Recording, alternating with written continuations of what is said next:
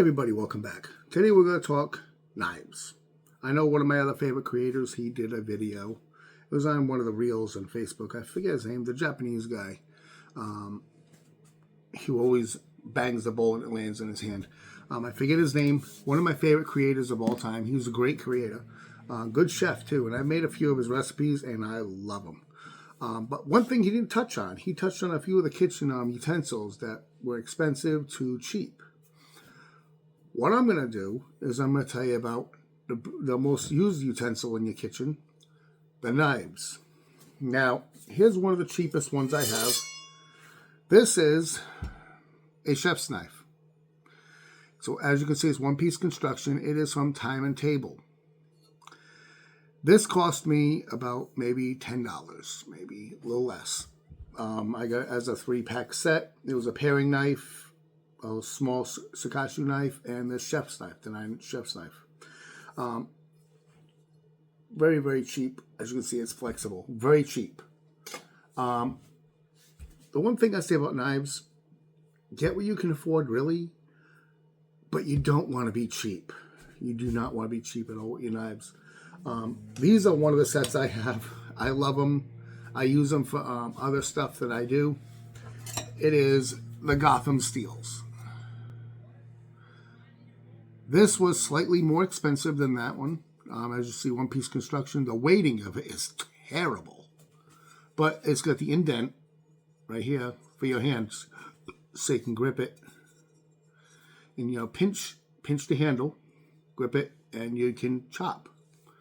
That's what that's for. But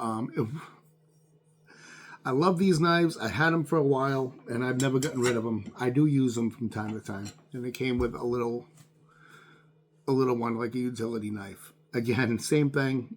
Great for, quick things to do. The other thing I'm going to show you is probably one of the, I think, in my opinion, one of the best knives you're ever going to buy. You buy them once and that's it. And these are Henckels. When I was in school for culinary, we got these as a welcome to your class. This is the chef's knife. They're guaranteed never to break, never to dull, anything. I got in it. It's razor sharp still. I've had it almost 2 years now. Here's the other most commonly used one, the Sarashu knife. I think I'm pronouncing that properly. But that's basically the other one I have. Again, you always grip it right, pinch it, and you can chop, get good control on it. The other ones I'm going to show you, as my camera's dipping, the other ones I'm going to show you is this one. This is the vegetable knife, nigiri knife. Very, very light. It's a Cuisinart. Again, one-piece construction. That's usually what I try to go for. It's full tang or one piece. Full tang is basically this, the spine all the way through. That's full tang. These are all my knives are one piece. I don't buy the cheap ones. But this right here is for cutting vegetables. Very good control on them. You can chop it really good. The other one I'm going to show you is one of my favorite chef's knives I use a lot. Not to mention these are my favorites. These are razor. I mean, I cut a chicken breast and just slit it and barely held the breast. Is this one. It's one of my favorites. In my next upcoming videos, you're going to see me using it a lot. It's got the hole to hold it, and you can chop really good with it. Now, let's talk when you want to do utility. Now, utility is going to be a good cleaver. This is almost 1 pound. And again, it's full tang construction going through the handle. This handle is just basically melted on there. It is by Time & Table.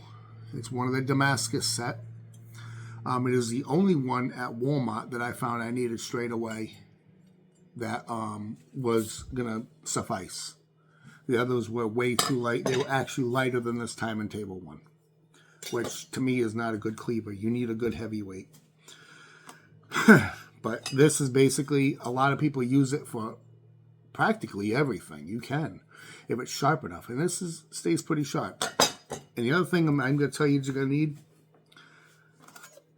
a good bench scraper. This cost me $5 by the maker Endurance.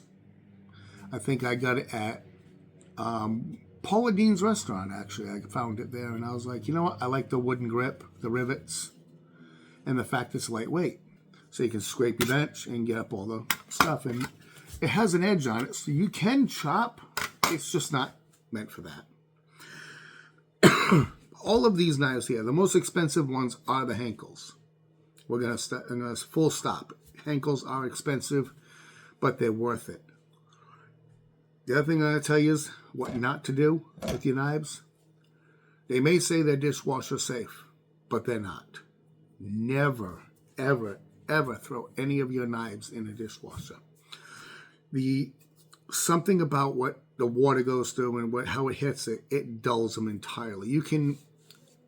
I spent about $50 on this knife right here, and it would make it a pretty much useless piece of metal. This thing stays razor sharp. I don't sharpen them. It's razor. But again, on with that. Them are all the knives I use. My favorites. I have a rack right here. That's what holds the cleaver, the Nakari knife, and my favorite chef. And of course my bench scraper. But the rest go in a drawer or in the block. Other things, what you want to get for good utensils is good spoons, good measuring. I use by the name OXO, O-X-O. These are magnetic, very handy, stays on that board, and they stay out of the way. Dry measure and wet measure. The weird thing is the dry and the wet are identical. It's just with the dry, you scrape it off. That's why they're flat. That's why it's like that. A quarter of a cup there, and basically a quarter cup of liquid are identical. But yeah, that's about all I have to show you on this one. My next video, I'll probably be doing maybe a bit of a recipe I'll do, maybe some cooking. Hope you guys enjoyed it. Again, thank you for the view, and I hope you guys have a fantastic day. Thank you.